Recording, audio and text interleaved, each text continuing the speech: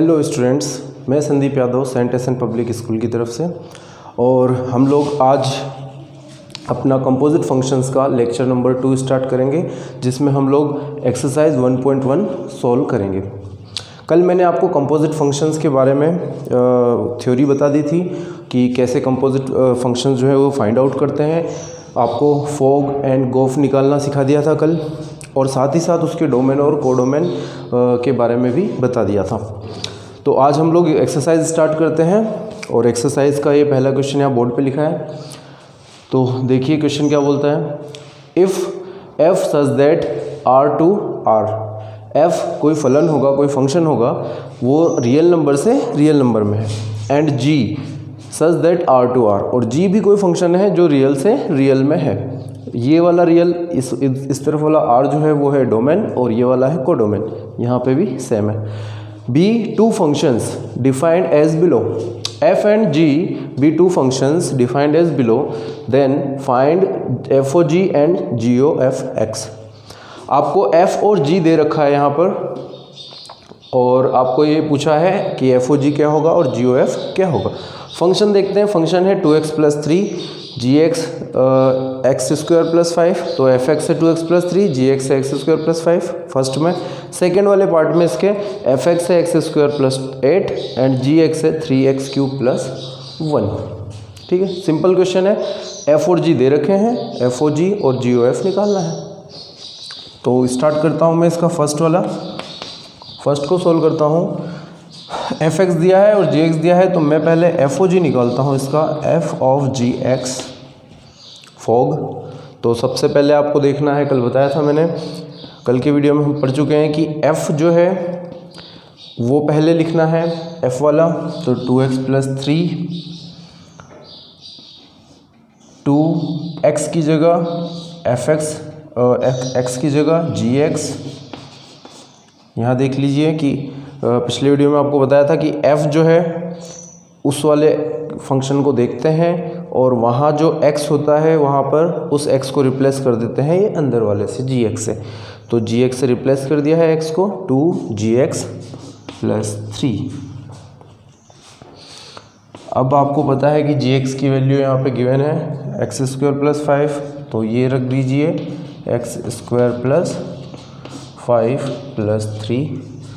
Further इसको solve कर लें आप, और आपका आ जाएगा आंसर 5 2 जा 10, 5 दूनी 10, 10 और 3 13।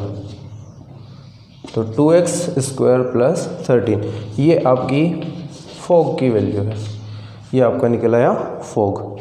इसी तरीके से गोफ निकाल सकते हैं हम लोग, g ऑफ x। गोफ निकालने के लिए g वाला देखिए पहले, x स्क्वायर प्लस 5, उसके अंदर x की जगह fx रखना है, तो रख दीजिए fx का whole square plus 5, whole square of fx plus 5। fx जो है वो गिवन है 2x प्लस 3, वो दे रखा है, उसे रख दो यहाँ पर, प्लस 5 एज इट इज़ रहेगा। इसे आप फर्दर सोल्व कर लेंगे।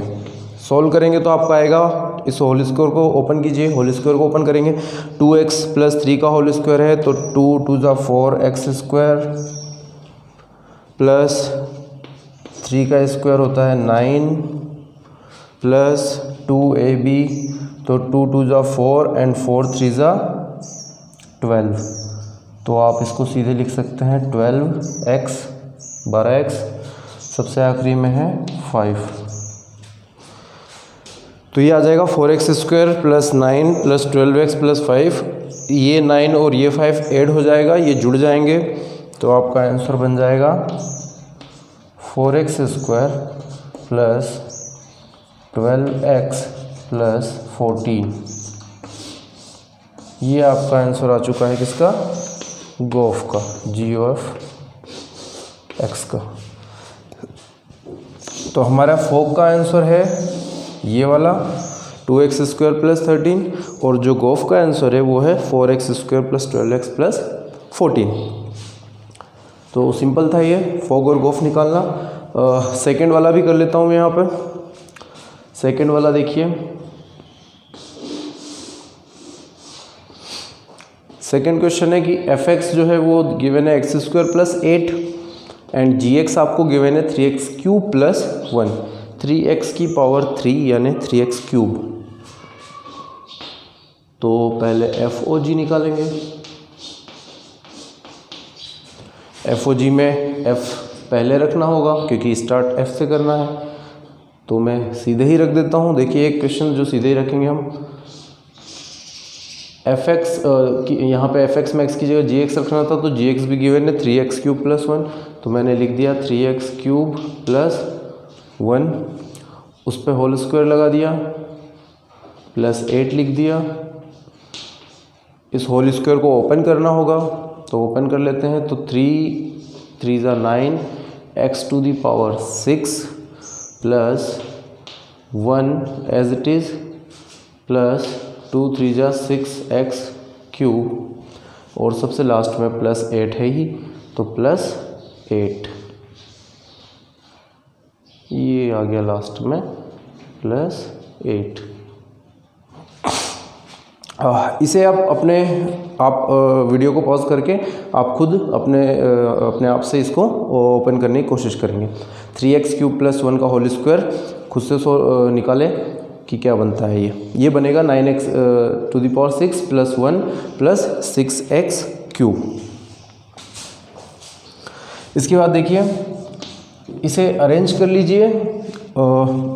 वेरिएबल जो होता है उसकी पावर के डिक्रीजिंग ऑर्डर में, यानी कि आपको जब फाइनल आंसर देना है किसी भी क्वेश्चन में, तो फाइनल आंसर देते समय आपको ध्यान रखना है कि जो वेरिएबल होता है, जो चर होता है x, उस x चर की जो सबसे ज़्यादा वाली पावर होती है, सबसे हाईएस्ट पावर, उसे लिखते हैं पहले। उसके बाद उसके छोटी पावर्स जो है उनके हिसाब से अरेंज कर देते हैं। तो पावर को अरेंज करने लग जाओ। x की पावर 6 आया, फिर x क्यूब आया, फिर अब पावर तो है ही नहीं, वेरिएबल्स की कोई पावर नहीं, कांस्टेंट है, तो 8 और 1 9, 8 + 1 9, तो जो कांस्टेंट से वो आ जाएंगे। तो वेरिएबल की हमेशा upper to lower, highest to lowest power के फॉर्म में इसको अरेंज कर लेते हैं। तो ये आपका आ गया है। तो एफ ओ जी ये निकल के आ गया 9x की पावर 6, 6x क्यूब प्लस 9। अब हम लोग स्टार्ट करते हैं जी ओ एफ फाइंड करना।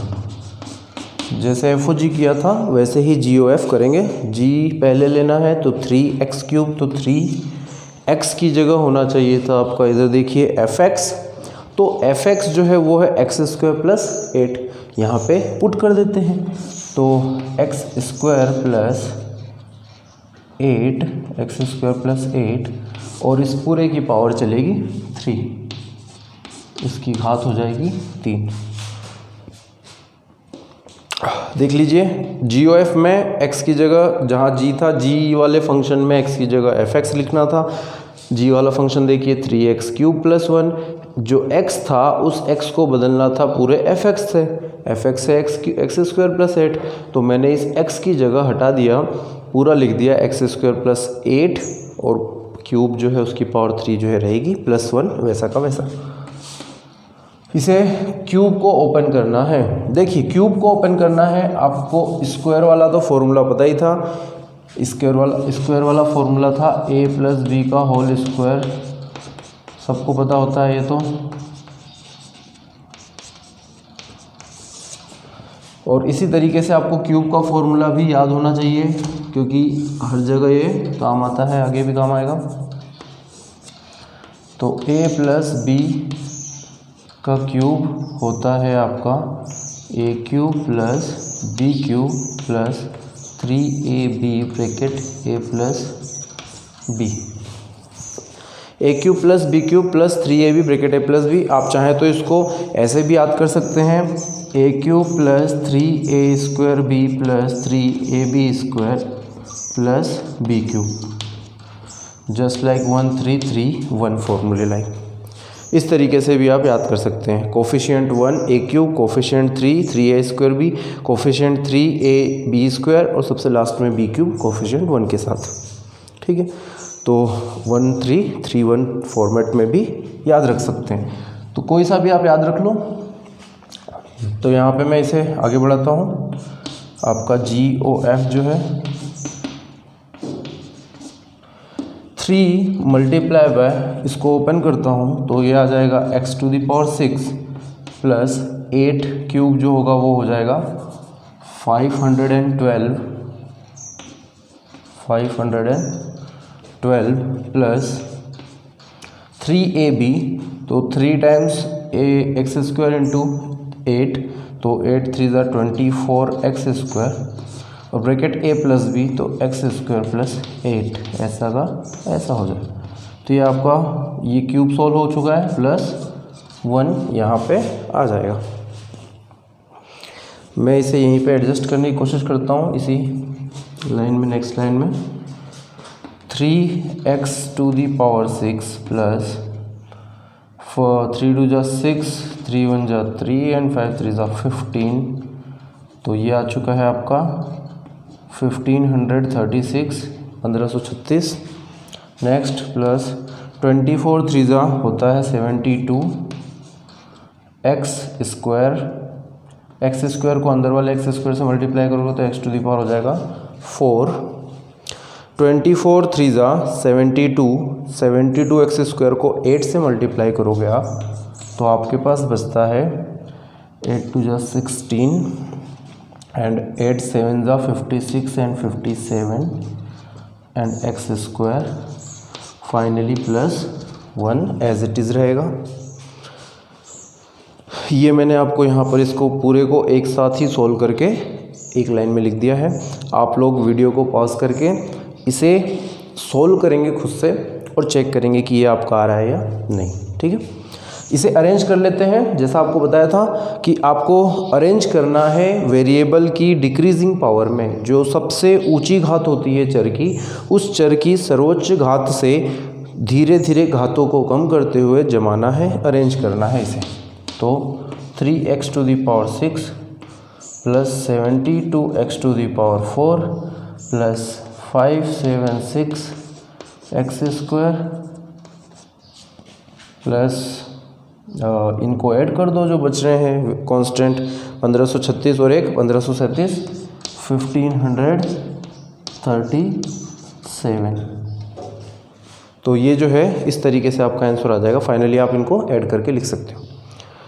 तो आई होप आपको ये समझ में आ गया होगा। देखिए कुछ कैलकुलेटिव पार्ट्स हैं, कैलकुलेटिव पार्ट्स को हमने जल्दी किया है सॉल्व, ताकि हम लोग इसे एडजस्ट कर सकें इन्हीं में। तो आप लोग को क्या करना है कि उस जगह पे वीडियो को पॉज करके और अपने द्वारा खुद से इन्हें सोल्व करना है, सोल्व करके चेक करना है कि हमारा आ रहा है कि नहीं आ रहा है, ठीक है। तो स्टूडेंट्स ये आपका क्वेश्चन नंबर फर्स्ट वाला और सेकंड वाला पार्ट हमने यहाँ पे सोल्व किया है। आप लोग इसके जो दूसरे पार्ट्स हैं वो खुद से सोल्व करोगे एक्सरसाइज में देख के। और मैं अब नेक्स्ट क्वेश्चन नंबर 2 पे चलता हूँ। इसे इरेज कर देता हूँ मैं। तो बच्चों ये नेक्स्ट क्वेश्चन हमारा एक्सरसाइज 1.1 का दूसरा क्वेश्चन लिखा हुआ है यहाँ पे। If a is equal to a, b, c, यदि a बराबर a, b, c एक समुच्चय है और b जो है वो दूसरा समुच्चय है u, v, w। If f such that a से b में, a to b, यदि f जो है फंक्शन f कोई फंक्शन होगा, ये रहा यहाँ पे लिखा होगा फंक्शन, ये a से b में है, यानी कि इस a समुच्चय से इस b समुच्चय में है, जहाँ a तो प्रांत है और b क्या है आपका सहप्रांत। a is domain and b is codomain. And next g such that b to a, तो g जो है वो भी दिया हुआ है b से a में, यानी जस्ट इसका अपोजिट। b यहाँ पे बन चुका है प्रांत और a बन चुका है सहप्रांत। आपको दोनों फंक्शन दे रखे हैं डिफाइंड एज f ये वाला और g ये वाला। इस f और g को आप समझिए, ये एक कॉमन फंक्शन जैसे नहीं है आपके। ये यहाँ पे जो मैंने x लिखा है, ये तो अपन जनरली ऐसे फंक्शंस जो x के फॉर्म में डिफाइन हो, x के रूप में परिभाषित हो, उनके लिए लिखा जाता है। लेकिन यहाँ तो x का नामो निशान नहीं है, तो आप इसको x यहाँ पे नहीं लिख सकते। इसको सिर्फ हम यूज़ करेंगे FOG एंड GOF के फॉर्म में। तो आपको समझ में आ गया होगा कि FOG x और GOF x कब लगाया जाता है, जब आपका फलन जो है, जो आपका फंक्शन है, वो x के रूप में डिफाइन किया गया हो। तो यहाँ दोनों f और g x के रूप में डिफाइन नहीं है, x के रूप में परिभाषित नहीं है।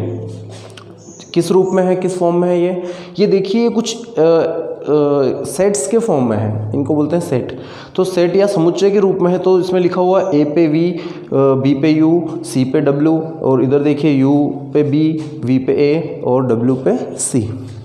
इसका मतलब एक बार मैं आपको बता देता हूँ।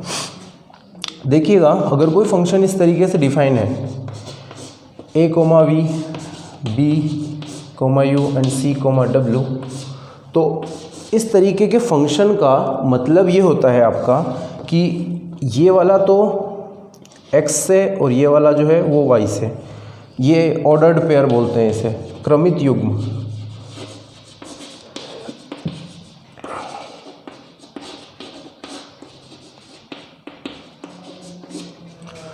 क्रमित युग्म का मतलब होता है कि इस a, v में पहला जो है वो x वाला एलिमेंट है और दूसरा जो है वो y वाला एलिमेंट है। आपका फंक्शन आपने पढ़ा है, आप ये जान चुके हैं पहले से कि y = f(x), ऐसे होता है, ये इस तरीके से होता है फंक्शन। तो आपको पहला वाला जो है वो a वाला है और दूसरा वाला जो है वो a वाला x पे है और दूसरा वाला जो है वो y पे है। तो इसका मतलब है कि y की जगह v और x की जगह आपका a आएगा। तो ये फंक्शन कुछ इस तरीके से डिफाइन है कि f a पे v देता है, यानी कि ये फंक्शन, ये फलन a वाले अवयव पर v वाला आंसर या v वाला देता है। a क्या है, प्रांत हो गया, और v क्या है आपका यहाँ पर सहप्रांत या परिसर भी बोल सकते हैं। जब आप फलन में मान रख के निकालते हैं तो परिसर, और जब आप डायरेक्ट समुच्चय लिखते हैं तो वहाँ उसको सहप्रांत के रूप में लिख सकते हैं, बता सकते हैं। इसी तरीके से यहाँ देखिए, पहला x है तो f(x) मतलब f(b), इसकी वैल्यू कितनी है u। c और w में देखिए f(c) है तो c के लिए आंसर कितना देगा w। तो ये कुछ इस तरीके से फलन को परिभाषित कर रखा है कि a पे v देता है, b पे u देता है, c पे w देता है। यहाँ देख लीजिए f a पे v, b पे u और f c पे w, ठीक है। तो ये फलन इस तरीके से यहाँ पे दिया हुआ है और g वाला भी इस तरीके से, इसी तरीके से दिया होगा। तो मैं g वाले के लिए भी लिख लेता हूँ।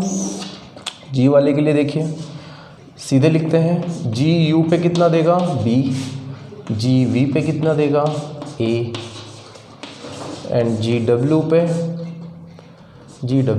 c देगा।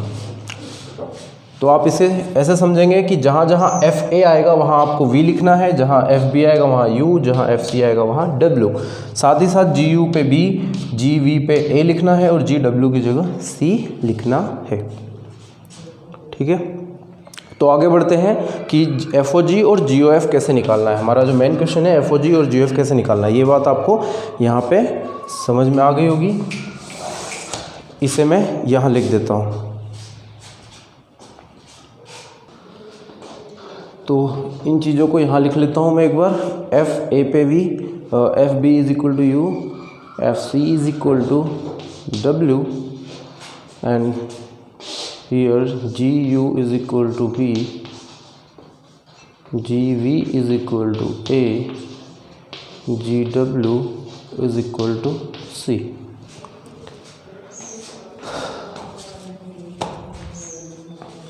और इस जगह से मैं इन्हें इरेज कर देता हूँ, ये मैं मिटा देता हूँ इनको।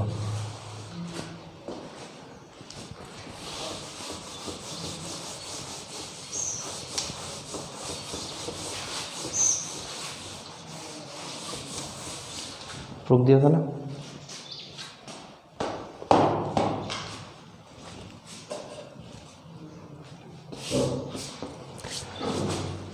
तो अब FOG की बात करते हैं। देखिए, FOG की बात करेंगे तो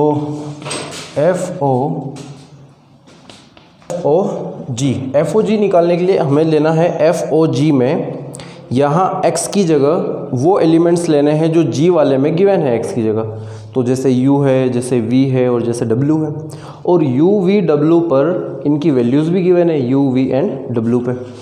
तो क्या करें, सबसे पहले हम लोग लेते हैं g u वाले पर। FOG निकाल रहे हैं। FOG में सबसे पहला एलिमेंट हमने लिया G से U, तो आपको पता है कि